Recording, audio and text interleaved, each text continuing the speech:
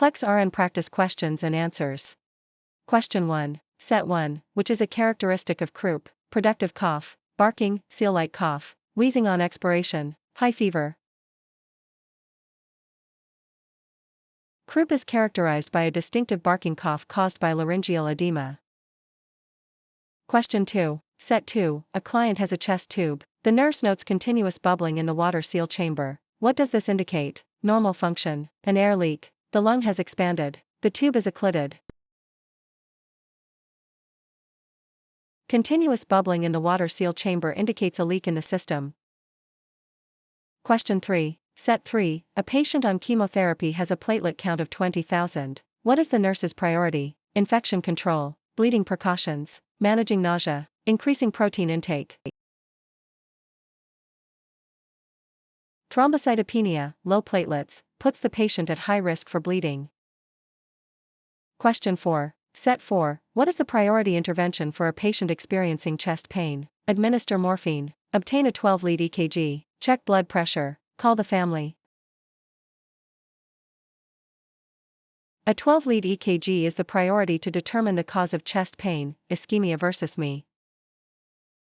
Question 5. Set 5, a patient with DKA has Kussmaul respirations. What is the physiological reason for this? To retain oxygen, to blow off CO2 and correct metabolic acidosis, to decrease blood pressure, to increase intracranial pressure. Kussmaul respirations are deep and rapid to compensate for acidosis by removing CO2. Question 6. Set 6, a patient has a suspected fracture. What is the first priority? Administer pain medication, immobilize the limb, apply ice, obtain an X-ray. Immobilization prevents further tissue damage and reduces pain. Question 7. Set 7, what is the antidote for heparin overdose? Vitamin K, protamine sulfate, naloxone, acetylcysteine. Protamine sulfate neutralizes the effects of heparin.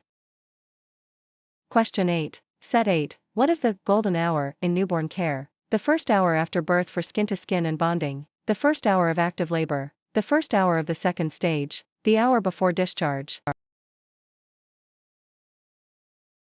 The first hour after birth is critical for bonding and initiating breastfeeding.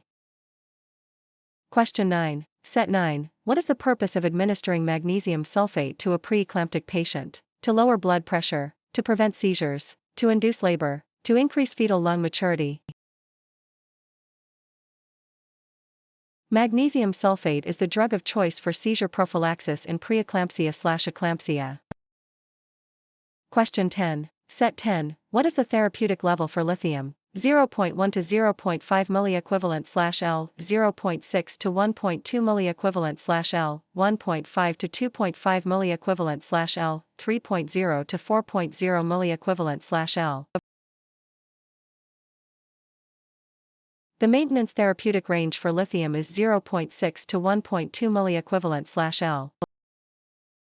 Question 11. Set 11, a patient with cirrhosis has an elevated ammonia level. Which medication should the nurse expect to administer? Lactulose, furosemide, spironolactone, propranolol. Lactulose promotes the excretion of ammonia through the stool. Question 12. Set 12, at what age should a child be able to sit unsupported? For months, 6 months, 9 months, 12 months. Most infants can sit unsupported by 6 to 8 months. Question 13. Set 13, which electrolyte imbalance is associated with Trousseau sign? Hyperkalemia, hypocalcemia, hyponatremia, hypermagnesemia. Trousseau's and Klosteck's signs indicate hypocalcemia. Question 14. Set 14, a mother is Rh negative and her baby is Rh positive. When should she receive RhoGAM? At 28 weeks and within 72 hours of delivery, only at delivery, only if she has a second child, at every prenatal visit. RhoGAM is given to prevent isoimmunization in Rh negative mothers. Question 15. Set 15, a nurse is caring for a patient with neutropenia. What should be avoided? Hand washing, fresh flowers and raw fruits, wearing a mask, high-calorie foods. Fresh flowers and raw produce can harbor bacteria and fungi, posing a risk to immunocompromised patients. Question 16. Set 16. What is a major safety risk for toddlers? Sports injuries, poisoning and drowning, occupational hazards, elder abuse. Toddlers are at high risk for accidental poisoning and drowning due to their curiosity and mobility. Question 17. Set 17. Standard precautions apply to which of the following? Only patients with known infections, all patients regardless of diagnosis, only patients in ICU, only surgical patients. Standard precautions are used for all patients to prevent cross-contamination.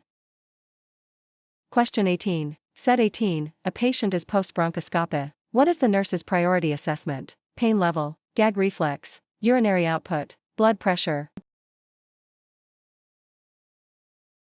The gag reflex must return before the patient can safely eat or drink to prevent aspiration. Question 19. Set 19. Which sign indicates a potential complication of a thyroidectomy? Sore throat, laryngeal stridor, fatigue, dry skin.